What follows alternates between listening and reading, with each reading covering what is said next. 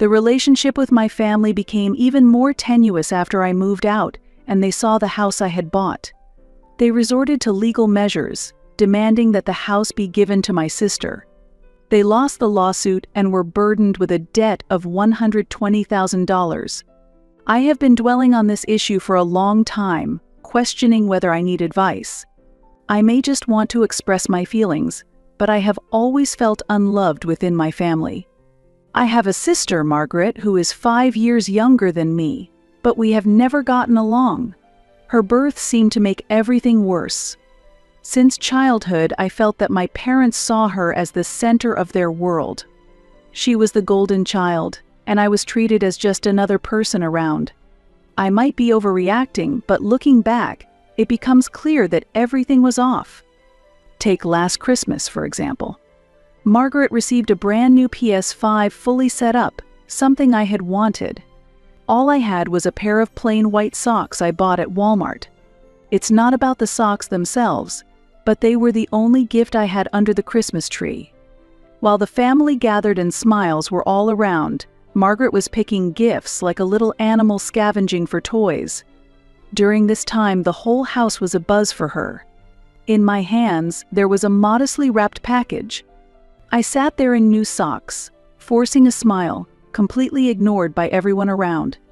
Unbelievably, this wasn't an exceptional occurrence. My life has always followed this pattern. My family doesn't even remember my birthday. The last time they celebrated it was when I was 10. Since then, it's been forgotten, and last year I quietly celebrated with college friends, with not a single congratulatory word, call, or email from my parents. On the other hand, Margaret's birthdays are always a big deal. Last year for her 16th, my parents threw a lavish party.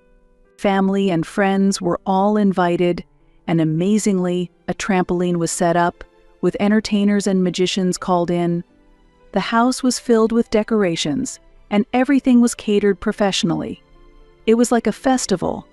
However, I wasn't even invited to her birthday party, and I didn't know this fact until the day before.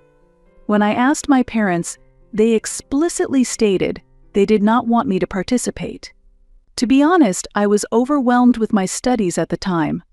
That day, I just went out with friends, focusing on distracting myself from the situation. Still, even when sharing time with my family, I felt as if I wasn't really part of the household, and I couldn't shake off the loneliness. But as my own birthday approached this year, a faint hope emerged that maybe something might change. I had given up on expecting much, but I thought maybe they would acknowledge my existence. However, there was no change. The day to spend with my college friends came again. They organized a small but fun party in the dorm. It was a good time, but it was different from being with family. A birthday, even a small one, should be celebrated with family. Margaret's birthdays always made me acutely aware of what I was missing. I remember when she turned 10, my parents decorated the entire house with pirate adventure themes. For my own 10th birthday, I was just thankful to have pizza. The pain isn't just from having fewer presents or parties, it's from feeling unattractive and that this will always be the case. I always kept up good grades, stayed out of trouble, and tried to do what was asked of me, but I realized that it wasn't important. Margaret was always a person who drew others to her. She was sociable and good at sports, possessing qualities completely different from mine, and my parents were very happy when she was born. I remember the excitement when Margaret was born. I imagined we would become best friends, playing video games and getting along like in the movies. But it quickly became clear that Margaret had little interest in me. She enjoyed sports with her friends and always drew attention. I felt as if I were being forgotten entirely. As I grew older, I began to harbor resentment towards her. Initially, I told myself that it wasn't her fault, but she was beginning to understand the extent of her influence. My parents never blamed her for anything. I was always the one blamed. Even when she made mistakes, my parents would just laugh it off. When Margaret broke the TV, she blamed it on me. Her friends were over, and somehow the TV fell off its stand, nearly breaking completely. When my parents came back, Margaret pointed at me and accused me of causing it. I wasn't even home at the time, but my parents believed her, and I was grounded for a month and had my phone taken away. I was treated like a criminal. After that, I withdrew into my own world, spending most of my time in my room or at friends' houses. I desperately wanted to leave home, but every return reminded me of how worthless I felt. My room was a small, suffocating space, in stark contrast to Margaret's room, which brimmed with the latest electronics and posters of her favorite sports teams. She seemed to have her own little empire, and I felt like an invisible shadow. My 18th birthday was unforgettable. I had a slight hope that it might mark a new start as an adult, but I was let down. That morning started like any other. My mother was busy in the kitchen, my father was engrossed in the newspaper, and Margaret was absorbed in her new Xbox. There were no congratulations, no presents, not even a word to acknowledge my birthday. I felt completely ignored in this house. At that moment, I realized nothing would change. Only Margaret was treated specially. She had taken all the love and attention from me and from our parents. I don't know if she was aware of this fact, but she didn't make it an issue. By her actions, I grew to hate her more. I took the necessary measures. That is, I distanced myself from my parents and arranged my life so I didn't have to witness my sister Margaret's blatant favoritism. Being neglected by my family was draining me internally. Because of this, I chose to avoid contact with them. I moved out as soon as possible and started living with university friends. Honestly, there was a sense of relief, like being freed, but I had to make a living. I began freelancing using my talent in graphic design. At first, it was simply to support myself, but gradually, I got more work, received higher evaluations, and became involved in larger projects. I worked tirelessly, late into the nights and over the weekends. I was determined to build my success independently of my family ties. Then, at the age of 24, a wonderful opportunity came my way. It was meeting a person named Todd.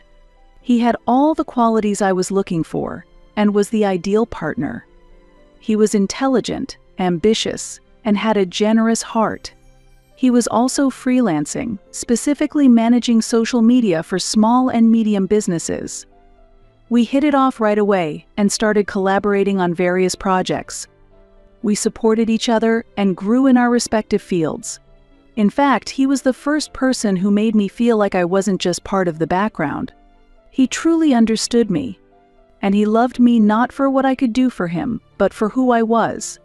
His care was not out of obligation, but from genuine feelings. As our careers stabilized, we began to dream bigger futures together. After dating for a year, we moved in together. Things progressed smoothly. We made a bold plan to dip into our savings and buy a home. We were not looking for just an ordinary house, but something special. After a long search, we found a sprawling 3-story house in the suburbs. It was more expensive than we expected, but we managed to pay for it with our combined income. We were very happy. It was truly our dream. It was a result of our joint efforts. We signed the contract and became the official owners 3 days later. The real trouble began 3 days after we moved in. I got a call from my family. At first, I didn't even feel like answering. Since moving out, we had barely spoken, and I had avoided conversations because they were awkward, but the calls kept coming persistently, so I finally answered. And for some reason they said, "We've arrived in town and want to stop by your new home." I was conflicted but agreed to their visit. I should have been more discerning. I thought it best to just get the visit over with rather than avoiding them indefinitely. And a few hours later, my parents and Margaret, along with a man I had never met before, appeared at our new home's entrance. From here, things got even stranger. Margaret had many favorites. The man she brought was her fiancé, Isaac, and Margaret was pregnant. Yes, Margaret was soon to be a mother. Not a single person had told me that my sister was engaged, let alone the fact that she was expecting a child. That was a wake-up call for me. Before even entering the house, my father started making passive-aggressive comments. "Oh, so this is the house you bought. I didn't think you could afford something like this." He said it in a way that seemed to look down on me, but I didn't let it bother me. I wasn't in the mood to argue. When they entered the house, the atmosphere became even more awkward.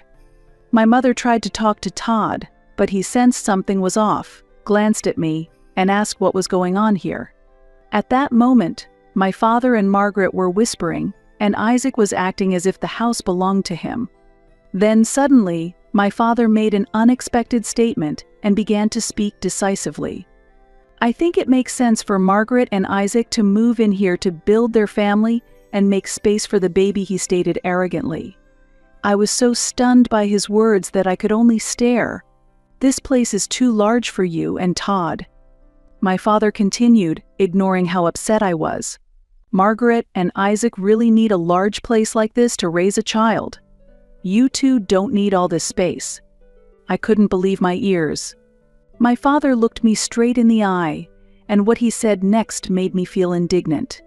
"This is no joke. It's time for you to step aside. You should give up what your sister needs. The family should come first, and she is starting a new family. You and Todd can find a smaller place. This house is more suitable for them." I was devastated. Years of resentment suddenly overflowed. This home is Todd's and mine. We bought this house, and it's in our names. No one else gets to make decisions for us. Margaret then interjected with a smug look. "Wait a minute. I can't see why you need such a large place. Unlike you, we have a child. That's not the issue." I exploded with anger. "The problem is that you're claiming what's mine is your own and trying to take it away. I've lived a repressed life for too long. I can't take it anymore." At that moment, my father became very aggressive. He stood up, puffed out his chest, and berated me high-handedly. "You should be grateful," he said. "It's shameful to live in a house that's beyond your means. If you give it to Margaret, she won't have to feel that way, will she? Besides, they aren't demanding the keys, they're just asking. Whether you like it or not, this house becoming Margaret's is inevitable," he added. At that point, my anger finally erupted. Unable to grasp what was happening, I lunged at my father and pinned him against the wall. "Get out of this house right now," I shouted. Todd tried to calm us down, but I couldn't stop. Years of anger erupted all at once. My father pushed back, and without realizing it, we were fighting and yelling at each other. My mother and Margaret were screaming, and Isaac was frantically making a phone call in the corner. The fight didn't stop until the police arrived. It must have been Isaac who called the police. The situation spiraled out of control, and they separated us, handcuffed my father and me, and took us to the police car. I never thought it would come to this. I never expected my father would try to take the house from me, and as a result, I ended up in jail. Hours later, Todd paid my bail, but the damage was already severe. My family was irreparably broken, but it wasn't over yet. Things got even worse. My father cunningly decided to sue me over the house, arguing that Margaret and Isaac needed it more than I did, demanding that I hand it over, and actually took the matter to court. I couldn't hide my shock at his audacious actions. Thus, we went to court. I hired a lawyer and gathered all documents proving the house was registered in my name, preparing for the most crucial battle of my life. However, I had something hidden. There were traces of mental and psychological abuse I had suffered over the years, and I intended to reveal them. I collected evidence. Emails, text messages, and even witnesses, including friends who had observed my parents' behavior towards me over the years, were gathered to testify. We brought all this to court. My lawyer emphasized not only that the house belonged to me, but also that I was a victim of neglect and psychological abuse in the past. The trial lasted several months, and my father used various tactics to demean me. He portrayed himself as a loving father who was doing his best for the family. Margaret and Isaac played the victims, pleading that they needed the house for their baby and condemning me for not giving it up as selfish, but they were not successful.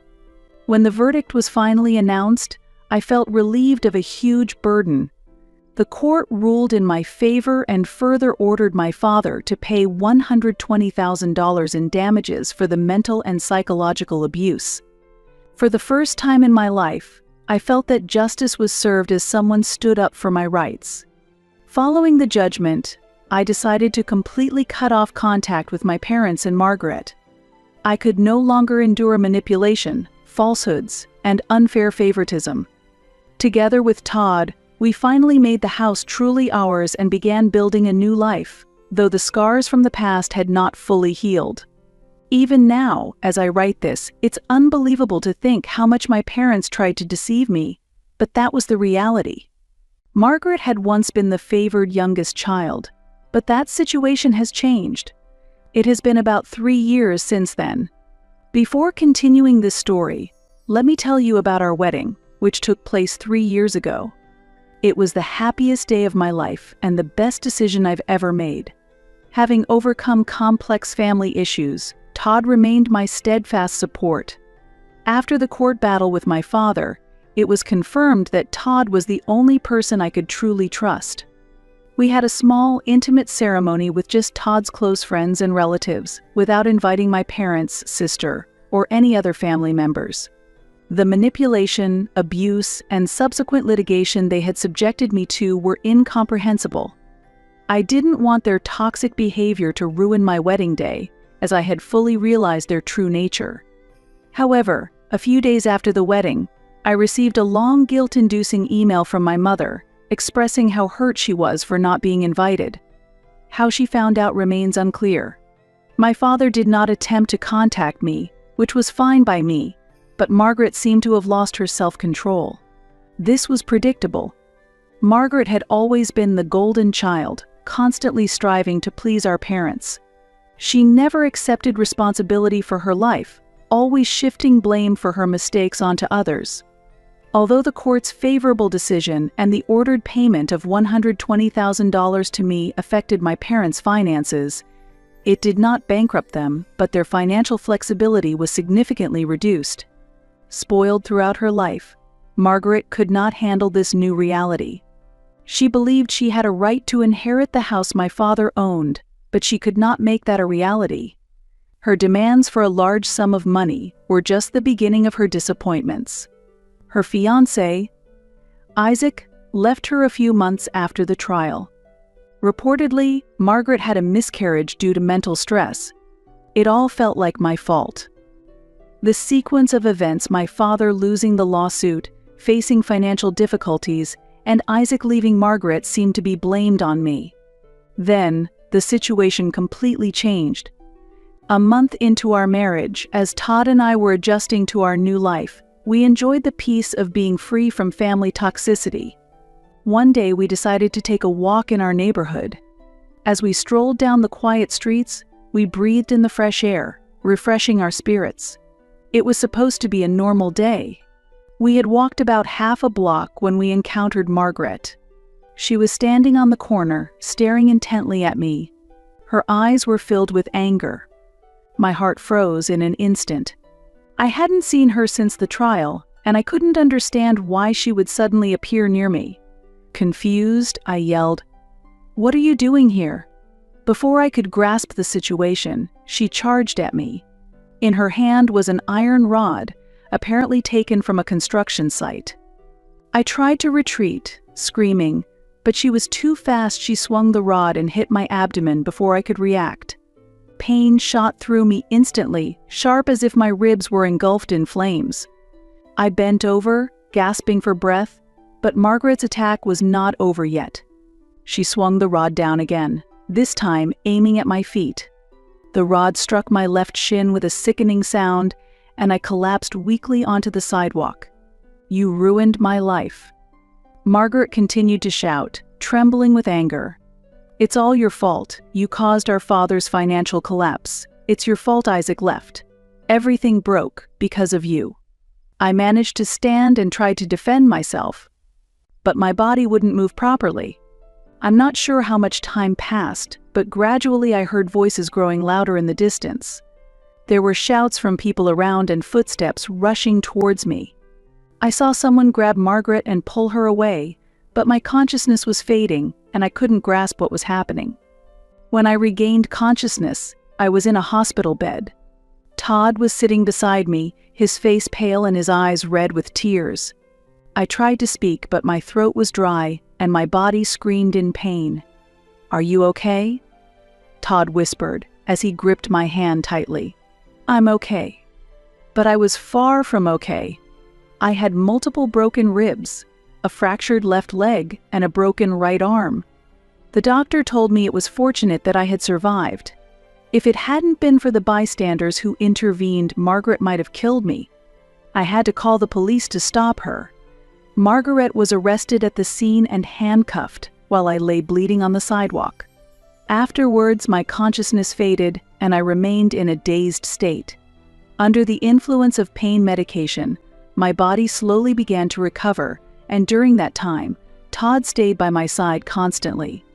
He managed everything, including the police reports, insurance paperwork, and hiring a lawyer in preparation for the upcoming trial. A trial was scheduled because Margaret faced serious charges for assault with a weapon, and given the severity of my injuries, she was looking at a long-term sentence. Once I was conscious and could understand the situation, Todd explained everything to me. After being abandoned by Isaac, Margaret had a mental breakdown. She fell into severe depression and, according to the police report, refused to acknowledge her own failings, instead shifting all the blame onto me. Margaret, who had waited outside my house for hours and brought an iron rod from a nearby construction site to attack me, told the police she did not regret her actions. When questioned by the police, she justified her behavior by claiming that I had destroyed her life and was merely seeking justice. She truly believed that I was the cause of all the problems she faced, including her fiancé leaving her and her father's financial troubles. I spent a long time in the hospital recovering from my fractures, and every day was painful. The ongoing physical therapy, relentless medical examinations, and the looming pressure of the trial weighed heavily on me. I couldn't walk for an extended period, and even after being discharged from the hospital, I needed crutches and arm support for a while. The doctors warned me that it could take months to fully recover, and there was a possibility that I might not completely regain my prior level of function. Months of treatment and recovery later, the trial against Margaret began. Margaret pleaded not guilty, holding on to the misguided belief that her actions were absolutely justified. She felt that I was to blame for the situation that had influenced her actions. Her defense argued that she acted out of mental distress and that a series of familial events had destabilized her mental state. However, the evidence presented in court strongly suggested her guilt. Eyewitnesses to the incident had seen Margaret's attack on me and had immediately called the police. The prosecution submitted detailed medical reports of my injuries and police reports that included evidence of Margaret's premeditated attack. It was clear she had come to my home with the intent to harm me. Sitting in court and watching my sister try to justify her actions against me was more heart-wrenching than any hardship I had previously endured. Throughout the trial, she never once looked in my direction. To her, it was as if I no longer existed. But perhaps the most gut-wrenching moment was seeing my parents not only appear in court, but sit by Margaret, listening and nodding as if in agreement every time she claimed I had destroyed her life. Their nodding was like a knife twisting in my chest. Despite such betrayal, they still chose her side. They seemed to firmly believe she was the victim. Their support for her remained unchanged. The trial lasted several weeks, but the verdict was almost predetermined from the start. From the courtroom atmosphere and testimonies, the outcome was anticipated. Margaret was convicted of serious assault charges and was ultimately sentenced to 5 years in prison. She would be eligible for parole in 3 years, following the legal process, but honestly, that fact no longer mattered to me. I had accepted the reality of being without a family. Through this ordeal, it became clear that those who were supposed to be my family were not true family at all. But at least, Throughout everything, Todd has been an invaluable presence, steadfastly supporting me. He faced every difficult situation unflinchingly, always standing with me and providing strong support. We are focused on moving forward positively. I am gradually recovering, both physically and mentally, and I'm starting to see a brighter future ahead, little by little. I continue to receive therapy consistently to overcome the trauma of past events, but it's a slow and lengthy process. There are days when I feel better than the previous day and can genuinely appreciate my progress, but there are also challenging days when it's hard to face myself. The reflection in the mirror feels starkly different from who I once was. I cannot predict what the future holds, but I've resolved to cherish each day as it comes. And now, at least, I have a clear understanding of who I can truly trust.